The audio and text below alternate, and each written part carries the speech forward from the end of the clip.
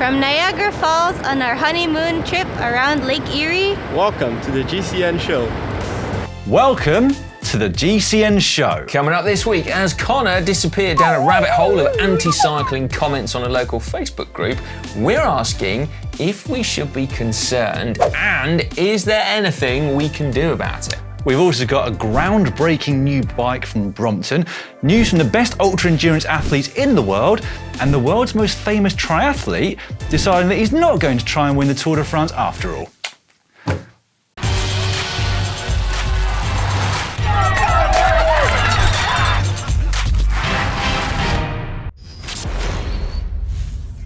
This week in the world of cycling, we learned that Lael Wilcox is a new world record holder. She completed her 18,125 mile ride around the world in 108 days, taking just under 16 days off the previous record set by Jenny Graham. We also learned that Lachlan Morton's Around Australia record is actually gathering pace. Far from slowing down, he upped the kilometres last week, doing back-to-back days of over 500 kilometres per hour. That would be quick, wouldn't it? 500 kilometres at an average speed, though, of over 36 kilometres per hour. That doesn't sound that fast now. You've said fine. No, but it's mightily impressive. More on that later on. He probably had a tailwind. Right then, we also learned that UAE Team Emirates are looking on track for a decent World Championships. Decent, yeah. I mean, obviously it's national teams, isn't it? They compete at the UCI Worlds. But Pogacar won his second race back on Sunday in Canada in typically convincing fashion, we could say, whilst Mark Hirschi has won his last 5 races on the trot. Not a bad run, is it? Not One bad. that Pogacar himself hasn't even done. No. Finally, we learnt that the war on cyclists and the vitriol shown towards us is really getting a little bit scary. It is, yeah. This was our coffee machine chat earlier on this morning, wasn't it? Where Si and I were talking about what seems to be an increasing amount of friction between motorists and cyclists here in the UK. Something we assume is probably quite similar in a lot of countries around the world. Yeah, so the conversation was sparked by something that Connor, fellow GCN presenter, saw on the Born, Bred in or Live in the City of Bath Facebook group. That's a terrible name, I've got to say. Anyway, it's Bath is where we are based here. This is GCN's mega base's home. Basically, accompanying this post was a photo of a cyclist who was apparently riding the wrong way down a one-way street. It was. We're not members of said group, are we? Because we don't live here in Bath. We weren't born here, and as far as we both know, weren't bred and haven't bred here either. Anyway, it's an open group, so you can still view the post, can't you? And the one in question had this accompanying text to the picture. It's okay, cars will dodge. Why should cyclists have to abide with the laws? In brackets, Orange Grove. Which is what? It's a road, but not the actual road that was pictured. No, well, yeah, because on further investigation, was that your investigation? Yeah. Connor didn't bother, I noticed in his post, but I spent a few seconds trying to find where the actual photo was very taken. impressed, mate. According to Dan's investigations, it's the Grand Parade. Either way, the person who wrote that original post was right in the sense that it is a one-way street and the guy shouldn't have been riding on that road in that direction. And there actually isn't really a reason to either, is there? Because it's a perfectly good road. Anyway, it was the comments, wasn't it, that worried Connor. It worried him enough to post a response himself, ultimately. Comments such as, all cyclists should be insured and have number plates, then they could be held account. I should point out, actually, that I'm keeping all the grammatical mistakes into these quotes. Also, totally agree. They should pay road tax as well. That old chestnut. Yeah. The road tax that nobody here in the UK pays, because there is no such thing. Road upkeep comes from central taxation. Vehicles are taxed based on their emissions, and currently not even a Tesla Cybertruck would pay to use the roads here. Although they will in 2025. Ah, will they? Yeah. Yeah, the road tax thing. I did some investigation. Did you? Yeah. A few seconds long? Yes. Well, into the minutes, was it? No, seconds. Oldie but a goodie though, isn't it? Yes, road it tax is, yeah. here in the UK. I shall continue. Go on then. I live on a busy hill and cyclists come flying down, exceeding the speed limit. All the drivers get speed checked by the local neighbourhood watch, but not the cyclists or the buses. for that matter. Oh, war on buses Apparently. as well now. Crikey. That's Yeah. a new one, isn't it? I know, watch out, bus drivers. Another one came in from John, who said, age and experience has taught me to deeply dislike those thoughtless, selfish, self-centred, ignorant fascists, particularly after one failed to stop at a red light the other day, nearly running over my 3-year-old grandson. Wow. I mean, we call out people running red lights while cycling too. I suppose some of them might be fascists. Maybe, yeah. Potentially. We've not done that deep investigation yet, have we? No, I mean, there's a questionnaire I never thought we needed to do, but maybe we do. How many GCN viewers are fascists? I don't think many people identify as that anymore, do they? Wouldn't really? have thought so. No. Anyway, those comments and others prompted our very own Connor to reply. He invited anyone from the group to join him for a bike ride around this city of Bath, for which we would provide the bike and kit needed, to then have a discussion with them to see if he might be able to change their attitudes towards cyclists. Yes. Should we read out his post? Can do, yeah. Okay. I mean, it might be a bit repetitive, but still. Hey, I agree that cyclists should, of course, respect the rules of the road like other road users. From this photo, it's hard to comment. He didn't do any investigation. No, exactly, yeah. I have no idea on the rules of this section of road pictures. Reading some of the comments here, though, I'm pretty blown away at the level of dislike towards cyclists in general. It seems like a nice post, doesn't it? It was, yeah. If anyone is up for it, I'd love to take someone for a bike ride around Bath and see if I can change your mind. I can provide all bike, e-bike and kit needed. I'm making a documentary, check Connor out, on this topic. It'd be interesting to have a fair and balanced debate in person for the film. You'd, of course, be free to share whatever opinion you hold. I tell you what, I would take him up on that. Yeah. Well, I mean, I just hope he does a bit more investigative work for the documentary than he did on locating where this photo was taken. Anyway, soon after Connor posted that reply, admin turned off commenting on that particular post. Did they actually? Yeah. I mean, it could be coincidence, having looked at the other comments, but it did seem a bit like a cyclist has come on here offering to show people around Bath on a bike and maybe persuade them the other direction. But we can't prove that. Okay. Now, there were some valid points. We have to say there were some valid points made in those comments, but our main concern, once again, is that all cyclists are tarnished with the same brush. Unlike motorists, where it seems to be accepted that there are a few bad apples who break the law and drive dangerously. Those bad apples don't seem to prompt people to hate all motorists, just those nuisance ones. Yeah. It's a weird one, isn't it? You know, last week, right, I had to drive a vehicle 5 days out of 7, which is utterly unprecedented for me. And it did my absolute head in. And I can totally see why, if you're stuck in a car in a traffic jam and someone cycles past, why you do feel annoyed. Because, like, it just, like, cycling is just so much better, but yeah, it doesn't feel like it's better because you're sat in a car just going, oh, I hate that person, because they're like queue jumping. Anyway, as someone who rides a lot on public roads, as you all know, I'm actually not concerned by those comments personally. Like, that is not reflected in my experience of cycling ever, basically. But I do worry about them in a wider context. Because, I mean, if you're already angry at just the mere sight of a cyclist on the road, is there then a risk to one of those people on the Facebook group just kind of flipping out? Who knows? Hopefully not, but you never know, do you? Well, no, you don't, yeah. And unfortunately, this extremism, if we can call it extremism, Yeah, you can. is something that seems to be more and more prevalent the world over. I don't just mean around cyclists, because it's in politics, there's racism rows.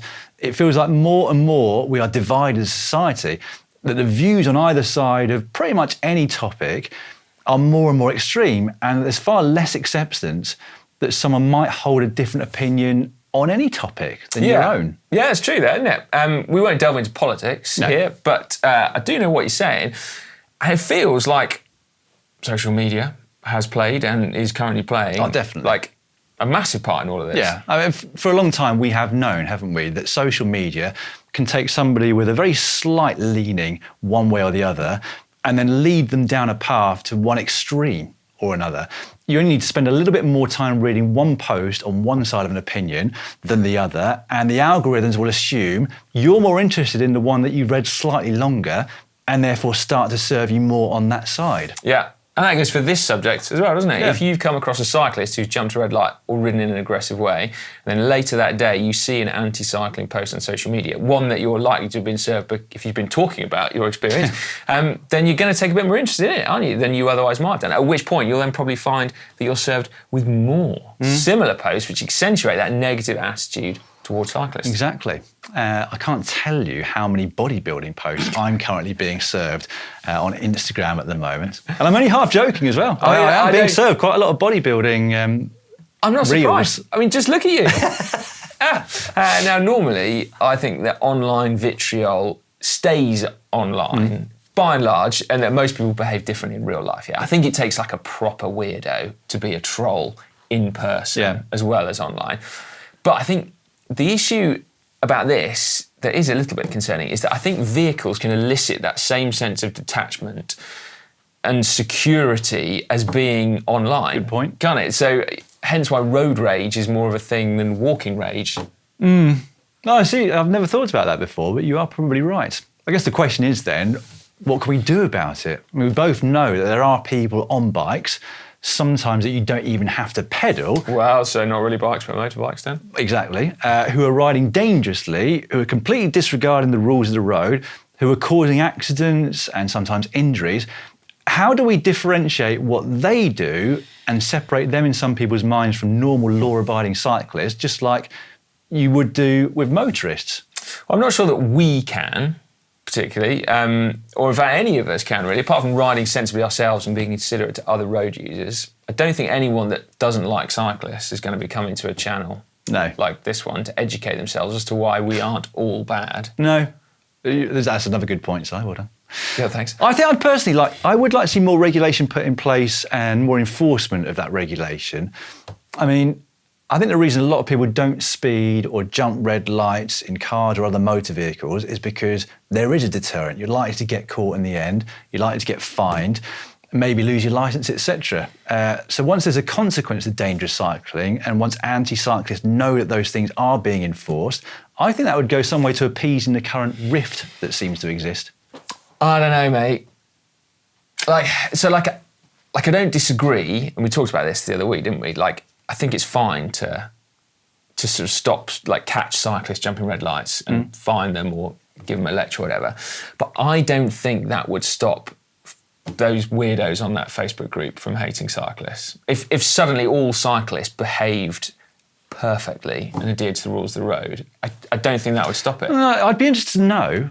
I mean, it's not going to be quite a big experiment to do that, but I do feel like we've discussed in the show before, I certainly see some cyclists who are like, I understand why people are getting irritated because of the way that small group of people are riding or motoring on their e-bikes. But yeah, I mean, it's taken a big discussion to figure out whether that would actually help the situation. But that comment a moment ago where it was that guy that thought cyclists were fascist, particularly because someone had nearly run his 3-year-old grandson over. The amount of 3-year-old grandsons that have nearly been run over by cars where someone's distracted and driven through a zebra crossing or whatever. But yet, like we said a moment ago, he's hating on bikes because cars are the norm. So I feel like the answer would be to get more people on bikes to dilute the bad behaviour. Connor tried his best, didn't he? Well, he did. Yeah, he did. Posts were disabled. Yeah, that's it. We could also, as we said, do with politicians steering clear of hate speech towards cyclists as well, can we? So British website Cycling Weekly last week pulled out a few quotes from a House of Lords debate, House of Lords being part of the UK political system. Thanks. That actually centred around cycling safety. Right. Lord Hampton suggested that chips might work because they do for his cat.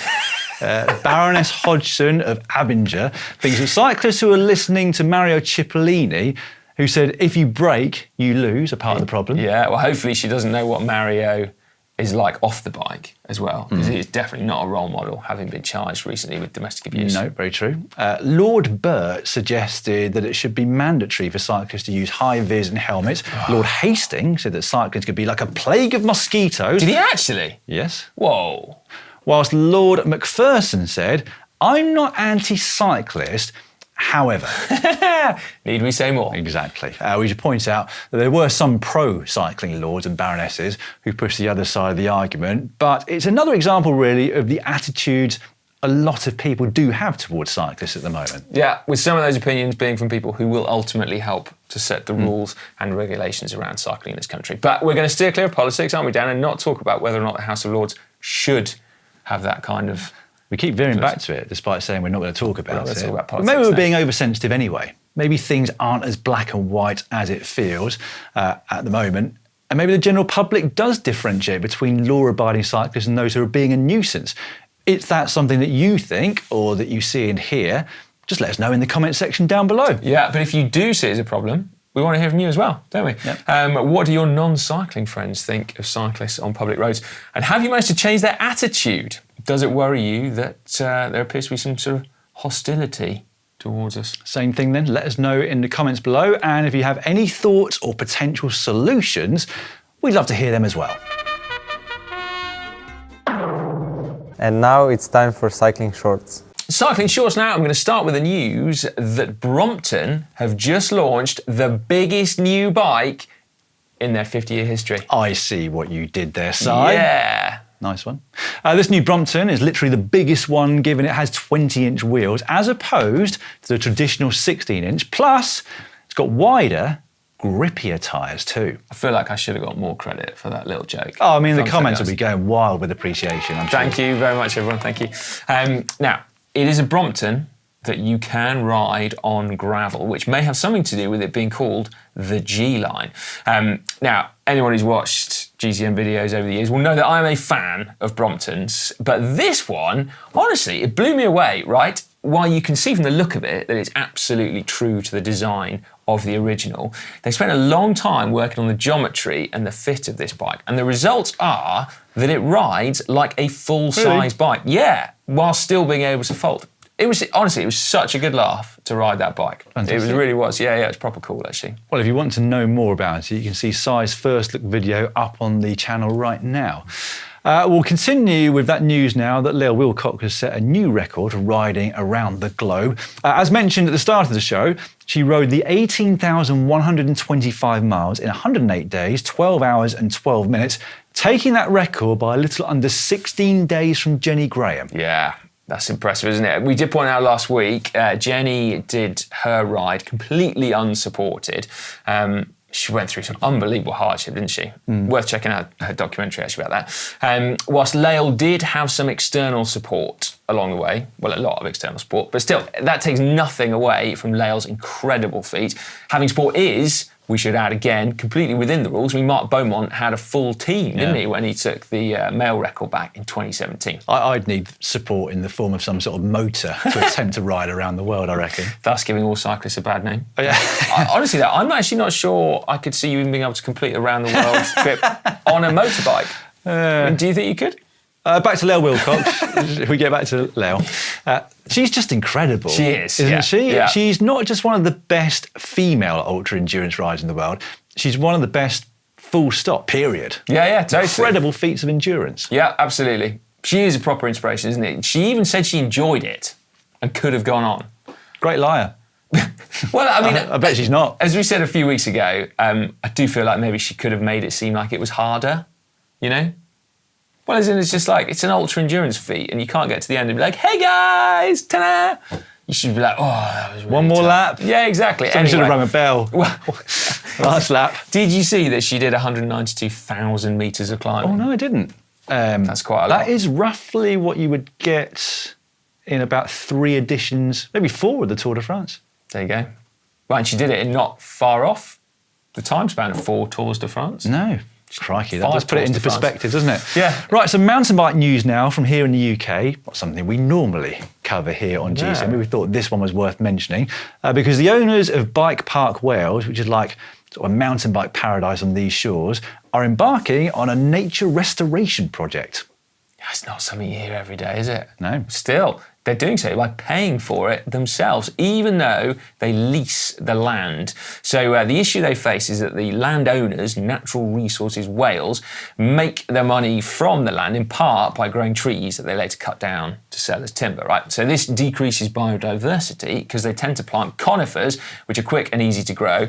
But that also constant regrowing and then felling causes a headache for the bike trails because obviously when they fell them, the trails get trashed. Got a lot of bunny hopping going on there, isn't there? However, a new 33-year lease just signed will see the revenue from visiting mountain bikers used to rewild the forest, returning to its natural state. There'll be 27 new downhill trails that are added to the 46 already there, along with 9 new climbing trails and 2 new skills areas, amongst other improvements to the area.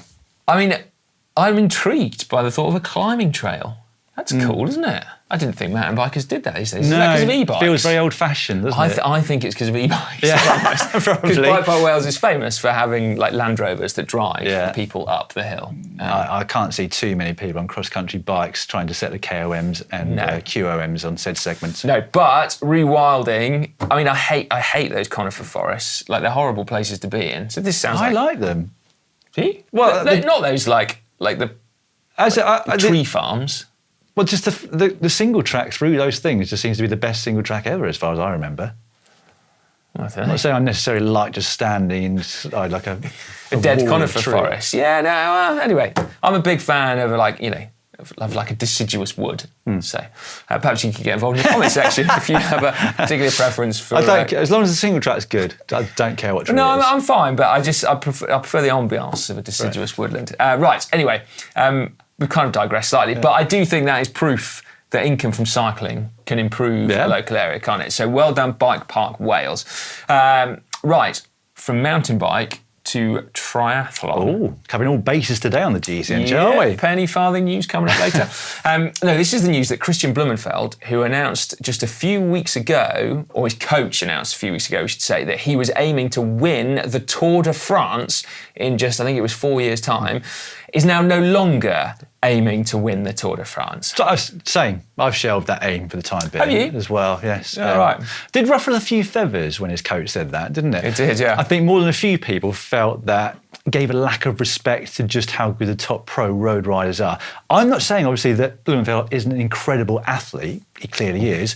There's a lot more to being a Tour de France winner than just a huge VO2 max and engine. Well, as we find out, didn't we? Because we had everything except the big engine. Yes, exactly. Tactical now, oh, yeah. Supreme bike handling skills, but tiny sort of 50cc moped engines inside. If that. Yeah. All right, quick update on Lachlan Morton's round Australia record attempt now, where he has completed some quite staggering distances in some excruciatingly hot conditions. Yeah, we're recording this on Monday the 16th, but as we do so, he's completed just over 5,500 kilometres in 12 days. So that is an average of 478 kilometres per day.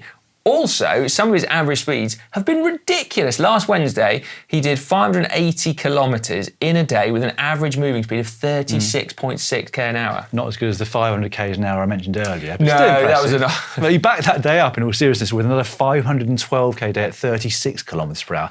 And if he continues to ride at the same pace, he'll have ridden around Australia in about 30 days, taking over a week off the current record of just under 38 days. Wow, there is still a long way to go, isn't there? Mark Beaumont warned us of that when we interviewed him last week about this. But yeah, over 8,000 kilometres to go currently. But if he does continue on this vein, it's worth remembering that a lap of Australia is 14,200 kilometres, so just under half the round the world distance completed by Lael Wilcox. So obviously it doesn't involving catching flights like you would do around the world, but it would certainly give him the belief that he could take on the ultimate record at some point. Which is what we suggested last week, wasn't it? How many days would he take off the record? I can't even think what the maths is. A lot. Although I do think it could be a bit cruel, or at least not very respectful, given his current exploits, that we should be focusing on what he's doing next as opposed to what he's doing now. Well, yeah, but we still think he'll go for the... Yeah, we still think he'll go for it, definitely. Yeah. Did you say that he was riding through such remote parts of Australia that there were no Strava segments, And then when there was one, Oh, no, that was it. people Yeah, had I done got it wrong when I was speaking to you about it at the coffee machine earlier. No, he did an incredibly long day, obviously, as all of them have been. There was one day where there was either one segment or none. Wow.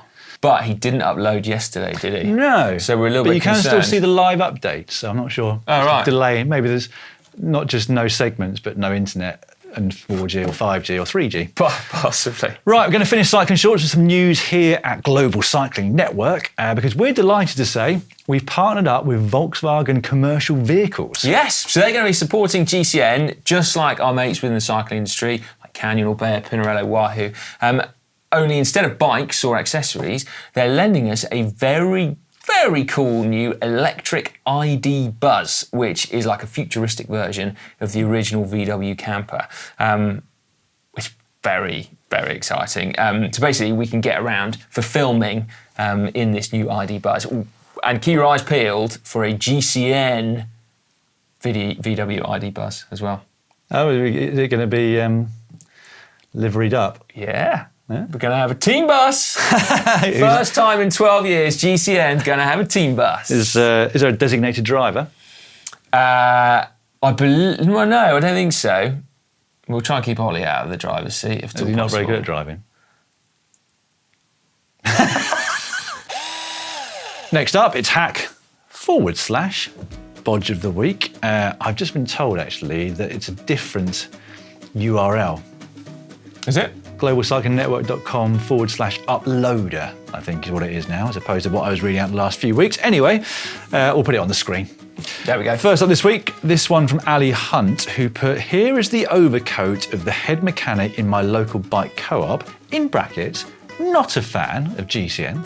Get back to that in a minute. Bodge! As you can see, the pocket has been repaired with colour-coded cable ties. I'm sure we can get Si one if he would like. I can't imagine having such dangerous overcoats. And how scratchy would that be? I know. Put your hand into your pocket, but maybe you miss your pocket, so you just scrape down the side of your. Well, it's when you're walking along, surely. Brutal. Yeah, I mean that is a massive bodge, Ali. So thank you for sending that in. But also, can we just go back to why he's not a fan of GCN? I mean, is there something that Dan's done wrong? No, I think it's probably just unlike Ollie. Yeah, fair enough. No. I'd imagine that we've done such a brilliant job over the years of showing people how to maintain their bikes at home. So you think he's just twiddling his thumbs? He's just fixing his overs with zip ties. Because he's got nothing better to do, because he's got no bikes to fix. Yeah. Yeah, I imagine that's probably I've got no true. idea. I mean, he probably just doesn't like your eyesight, is the actual truth of it, which is fair enough, I would say. Yeah, absolutely fair enough. Anyway, Ali, perhaps you could explain in the comment section down below. What are we saying then, by the way, Bodge? I mean, I think it is. I think it is. I like the look of it, but like you said, they can be incredibly sharp, can't they? They can. Not they sure really they're worth can. the cuts. No. No, I think that's a poor fix for your overcoat pocket. God, you're really reacting to what was said. Oh, I really am. Yeah, it's taking it personally. Viv sent this one in, a 3D printed footrest. So our daughter, well, not very keen to get on her balance bike, always wants to sit on our bikes. Unfortunately, she is, as her mum and dad, rather short, which means she could not sit on the shotgun seat, which is one of those ones that sits on the top tube. So we 3D printed new footrests that can just be tightened with the standard footrest that come with the saddle. She absolutely loves it. That's so cool. Only, she says, we now have to fight over who holds on to the handlebars. That's wicked, isn't it? I can't imagine having the ability to 3D print things. No. To modify. I think this is great. I got quite a distinct memory of, I must have been under 4 years old because of where we were living at the time, but of my sister putting a cushion over the top tube of her, bearing in mind my younger sister was 21 years older than me, over the top of the top tube on a racing bike that she had, and how much I enjoyed just sitting there going around the garden with her riding. That's cool, isn't it? Yeah, I mean, I'd have enjoyed it even more with these 3D printed things. Yeah. I don't think my sister could 3D print at the time in 1983. No, probably not. No, but definitely a hack from me. Yeah, it's super cool, isn't it? Next up, Matthew C. Honestly, it's my turn. Oh, sorry, mate. I just thought after that lengthy anecdote, it was my turn. But no, go on, you keep talking. Matthew Cito, here in Singapore, we often have really unpredictable weather. Many times on our rides, the morning weather check tells us that rain will come in the afternoon, so we head out without our rain jacket. But by late morning, the dark clouds have come in. We often get soaked in the rain due to these sudden changes. I decided to vacuum pack my rain jacket into a small bag so it can easily be packed into my jersey pocket. This way, I'll always have my rain jacket with me. Thus, the famous 3 words are always be prepared. Well, this is quite ingenious, isn't it? Is it a reusable vacuum pack bag? If it is, then I approve of this. If it's a single use, I'm not sure I do. Because I feel like the advantages of that are... Most not reusable. I think I'm thinking about loft ones that are a bit more substantial than this. Well, I don't know. I can't see like I can't see anything. Well, here. let's gloss over that and pretend it's reusable. Oh, that's brilliant! What an amazing hack! How small do you reckon that would be? Because I never personally had a problem getting my rain jacket folded up into my middle pocket at the back. You're quite fastidious, though, aren't you, about your folding? Yeah. So, you know, I can't get a rain jacket to within half the size of what you managed to pack yours into. I just tend to get wet. I can't even hide the feeling of pride that I have with you telling people this. Blooming good folder, I am. Yeah, we should maybe see a picture of Dan's underpants drawer now, if that's a thing of beauty. Yeah. So I've seen on the photos that Dan shares with us of his underpants drawer. Are we saying hack or bodge then? No, I mean, I feel like it might be a bodge. Really? I mean, I really do, yeah. Like, I'm going hack. Okay. I mean, not everyone is as gifted at folding as I am, and therefore this could be the perfect solution. Yeah, right, fair enough. Reduce the volume that a rain jacket takes up in your pocket. I'm just too worried that it's a single-use vacuum pack bag, and Yeah. therefore, just get better at rolling your jacket out. So we need Matthew to write in, letting us know whether it's single-use or reusable, and we need Ali to write in asking why the head mechanic's not a fan of GCN, sorry. Also, Singapore is quite warm. Do you need a rain jacket? Just get wet. Nah. Anyway, lastly, we got this one from Isaac Edits Our Vids. Weird, isn't it? I couldn't use the seat tube bottle cage on my recent bikepacking trip due to the frame bag, so I put the AeroPress in it instead. The ground coffee and spoon also fit neatly inside. That I'm impressed with. Like, the commitment to good coffee when bikepacking extends to having your AeroPress with you attached to your bike.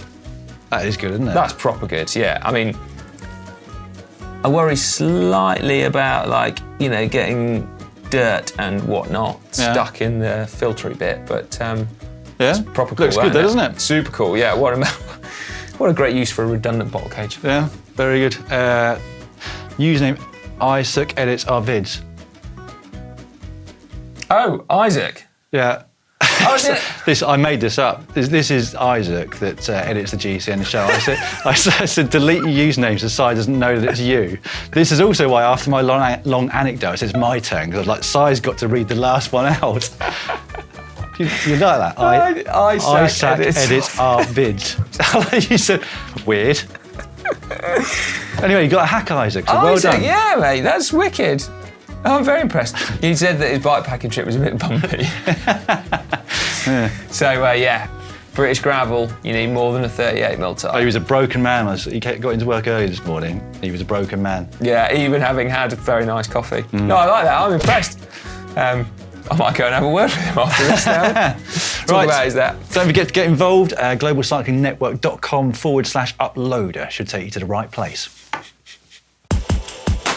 It's time now for Caption Competition, that part of the show where you get a chance to get your hands on a coveted GCN Camelback water bottle. Before we get on to Capture, should we just have a quick check-in with champagne? You can. Champagne watch.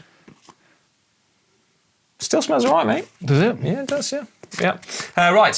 In 2 weeks' time, should we have a sip? No way.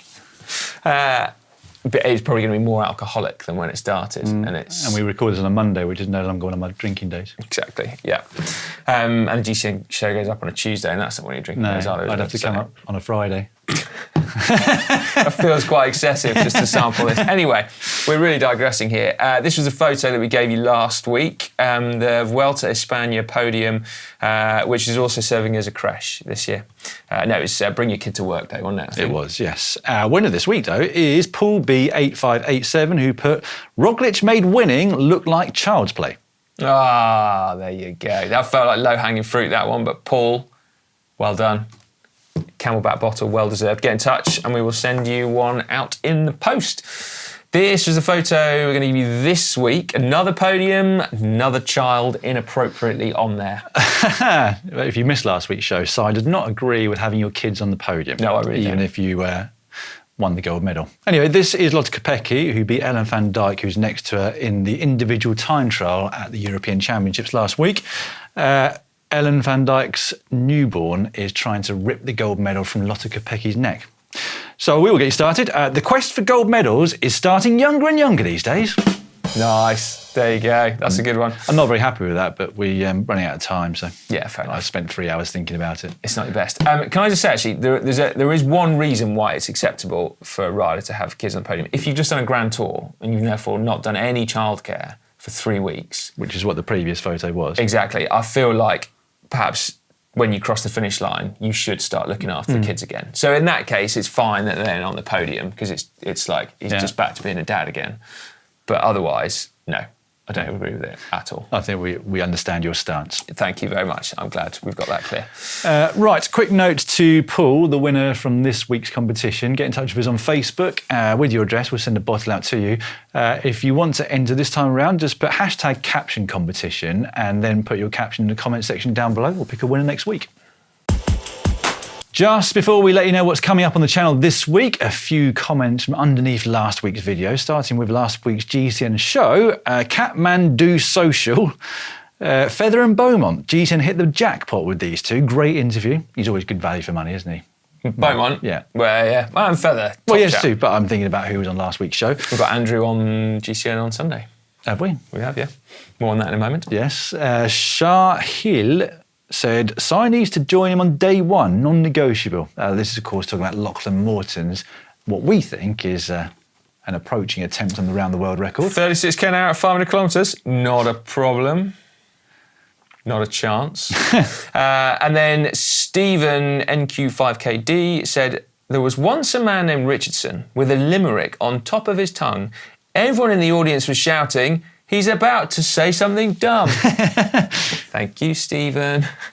Very good, very good. Meanwhile, under the latest on our cheap £82 bike, Will Sanders wrote, Si trying to remember how tools work and Dan trying to get fit.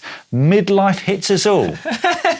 Good that you didn't put crisis in there. That is true, yeah. Nick Goodall said, we've got a shop here in town called Our Community Bikes. So this is in reference to the charity bike shop that I went to, of which there are many like them all over the world, and I think they're great. But anyway, Nick Goodall said they've got loads of parts bins.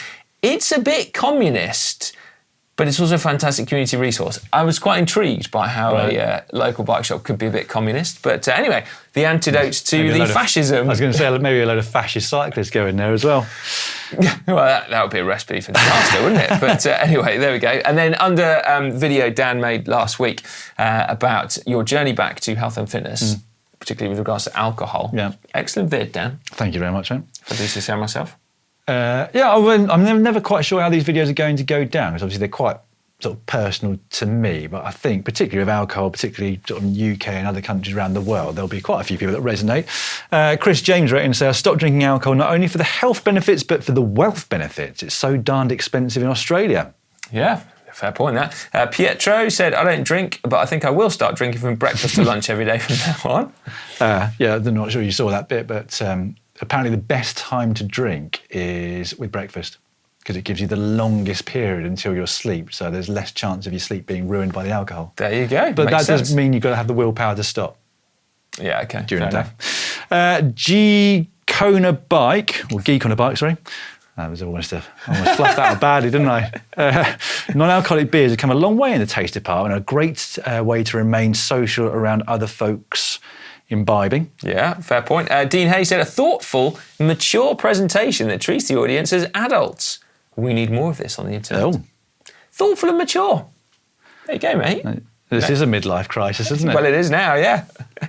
Right, okay, what is coming up on GCN over the next week? Plenty of thoughtful, mature content. Well, we should probably remind viewers, if they've missed it, that earlier on today, there was that video that we mentioned earlier on in the show with Si taking a first look at the brand new Brompton G-Line. So make sure you check that out if you haven't done so already.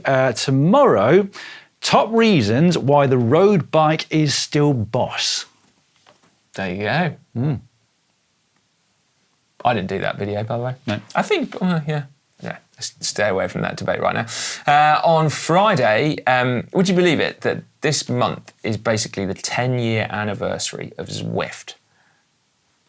And I still can't quite get over that it's the 10-year anniversary of Zwift. Anyway, we take a look back over the last 10 years of what has been, I think it's fair to say, a game changer. Yes, most definitely. On Saturday, London to Brighton in under 2 hours. It's a big old ride, London to Brighton, isn't it, in every sense of the phrase? Yeah.